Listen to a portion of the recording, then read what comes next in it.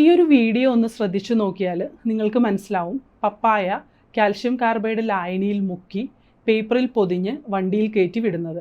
അത് എത്തേണ്ട ഡെസ്റ്റിനേഷൻ, പ്രത്യേകിച്ച് നമ്മുടെ കേരളം പോലുള്ള ഡെസ്റ്റിനേഷൻസാണ് അവർ കൂടുതലും പ്രതീക്ഷിക്കുന്നത്. ഇവിടെ എത്തുമ്പോഴേക്കും അത് പഴുത്ത് സാധാരണ നമ്മുടെ നാട്ടിൽ കാണുന്ന ഒരു പപ്പായേക്കാൾ മഞ്ഞ നിറവും തിളക്കവുമൊക്കെയായി നമ്മളെ അട്രാക്റ്റ് ചെയ്യാൻ പാകത്തിന് റെഡിയായിരിക്കും. മാങ്ങ കൂന കൂട്ടിയിട്ടിട്ട് അതിനുള്ളിൽ കാർബൈഡ് പൊതി വെച്ചിട്ട് അത് വെച്ച് പഴുപ്പിക്കുന്ന സംഭവം ഇന്ത്യയിലും കേരളത്തിലും പല സ്ഥലത്തും റിപ്പോർട്ട് ചെയ്യപ്പെട്ടതാണ്. കാൽഷ്യം കാർബൈഡ് യഥാർത്ഥത്തിൽ നിരോധിച്ചിരിക്കുന്ന ഒരു കെമിക്കലാണെങ്കിൽ പോലും ഇപ്പോഴും വ്യാപാരികളുടെ ഇടയിൽ മസാല എന്ന പേരിൽ ഇത് അറിയപ്പെടുന്നുണ്ട്. ഇത് ഈസിലി അവൈലബിളുമാണ്. ഈ കാൽഷ്യം കാർബൈഡ് ശരിക്കും അസറ്റിലിൻ എന്ന ഗ്യാസാണ് റിലീസ് ചെയ്യുന്നത്. ഇതിൽ ആർസനിക്കും ഫോസ്ഫറസിൻ്റെയും ട്രേസസ് ഉണ്ട്. ശരിക്കും കാൽഷ്യം കാർബൈഡ് വെൽഡിംഗ് പർപ്പസിനാണ് ഉപയോഗിക്കുന്നത്.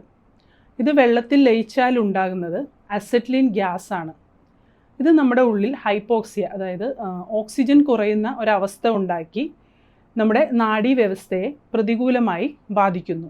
ഇതിൻ്റെ ഫലമായിട്ട് നമുക്ക് തലവേദന ഉണ്ടാകാം, ഒരു ഡിസിനസ് പോലത്തെ ഒരു സ്റ്റേജ് ഉണ്ടാവാം, മെൻ്റൽ ഡിസ്റ്റർബൻസ് ഉണ്ടാകാം, ഉറക്കം തൂങ്ങുന്ന പോലത്തെ സ്റ്റേജ് ഉണ്ടാവാം, മെൻ്റൽ കൺഫ്യൂഷൻസ് ഉണ്ടാവാം, ഒരു വിഭ്രാന്തി പോലത്തെ അവസ്ഥ, ഓർമ്മക്കുറവ്, മാത്രമല്ല സെറിബ്രൽ എഡിമയ്ക്ക് പോലും ഇത് കാരണമായി തീരുന്നുണ്ട്.